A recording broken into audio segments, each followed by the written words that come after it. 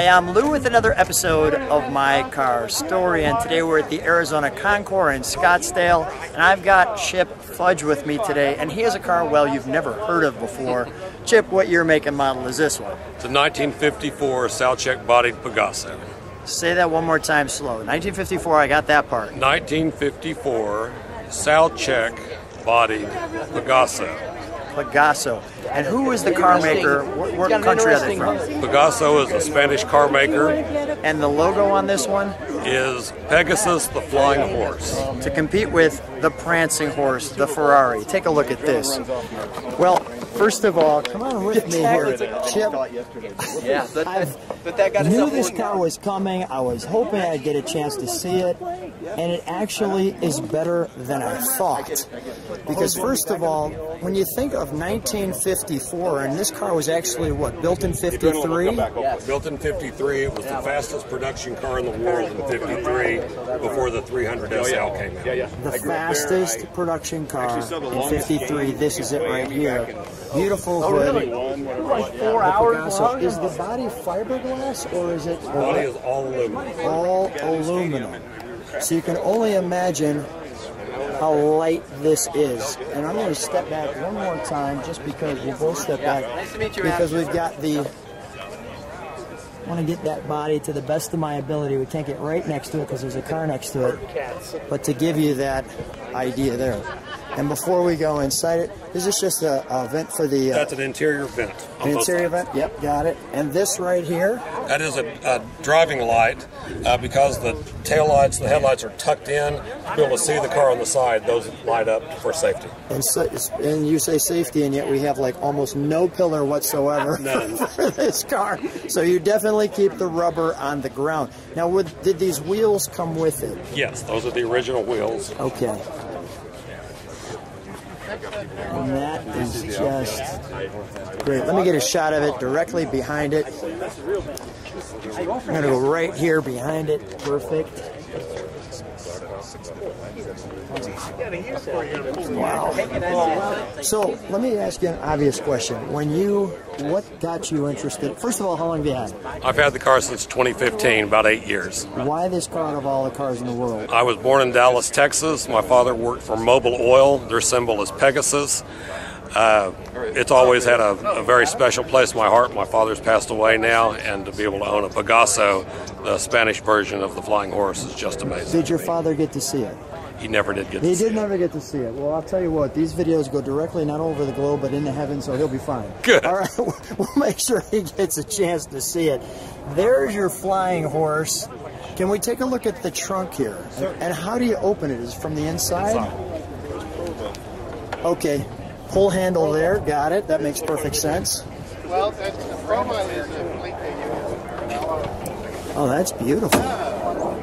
The Spanish really know how to build a car. Toolkit, jack, the appropriate hammer to take the knockoffs off. Yeah, I mean, look at the pieces here. And this is actually where the gas goes in, as you can obviously see. Right here, we've got some bolt-ons, it looks like. Little baby hood, big hinges. All right, let's go to the interior. May we? I'll let you open that. Really looking good in the sun. We've got the two-tone with the silver top. Show me that handle one more time. You push that button, and that comes out like the gull wing at the time. Now, did the Spanish take that idea from the Germans or vice versa? I think these are primarily Italian handles because you'll find them on a number of early 50s cars. Wow. The shift lever and the buttons are made out of Bakelite. Which looks almost like ivory. It has a 5-speed transmission with a reverse shift. 5-speed transmission. Which was state-of-the-art in 1950. Oh yeah, my goodness. And I'm just seeing it's got the right amount of pedals. And from here we've got, first of all, the interior, all the aluminum. There's your horse again. Everything there in Spanish. Now, this car was restored. It was restored by R&M Sotheby's in Canada. It came out of the Jim Patterson collection. How long does it take something like this to restore when I've never seen one before? My understanding, it took about 3 years. 3 years. I'm overwhelmed seeing it for the first time. I can't imagine what you must have felt like when it actually, they said it's ready. What was that feeling like? To me, the lines are just stunning, and it was originally, well, not originally, it was a red and black car before the restoration process started. Yeah. And to go back to the original white metallic, it really, I think, just sets the car off because it's almost understated paint-wise, but it's style-wise, it's just spectacular. Now, I knew it was coming, but I didn't see this coming. Let's open the hood, shall we? And by the way, look at the back end of the hood where the air gets let out. And then you're going to see this. Let me show you these beautiful wheels. I love those monster knockoffs there. And then this. And look at how that works. That's a very good prop rod. There should be more prop rods like that. So look at the under hood with the ventilation.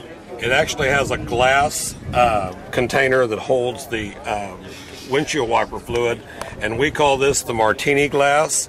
It's to catch water that comes off of the hood, and so it routes the water under the car as opposed to onto the alternator that's sitting right below it. Wow. That's my reaction to, I mean, the inside with the turned metal, even the church bells behind us sing when you open this. The Webers, look at the aluminum.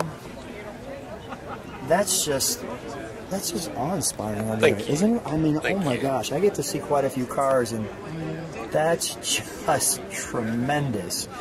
Heavy. Look at the, is this the alternator off the back set up here with the belts instead of the front?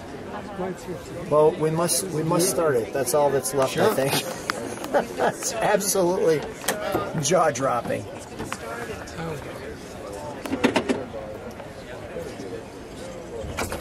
This will surprise you.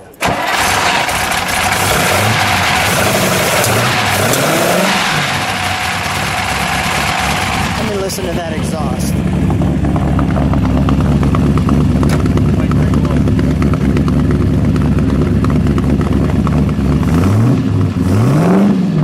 Step on the brakes for a second, Chip. Chip, step on the brakes for just a second. There we go. One more good rev. One more good rev. That's wonderful. All right, we'll shut that down.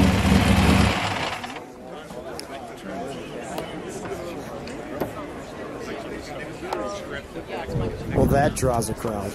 It certainly does. Chip, so much fun seeing this, for me, unusual car. All the people here are walking around it. It's just amazing. Thanks so much for being on My Car Story. Thank you. I'm just so proud to be the current caretaker of this piece of history. Thanks.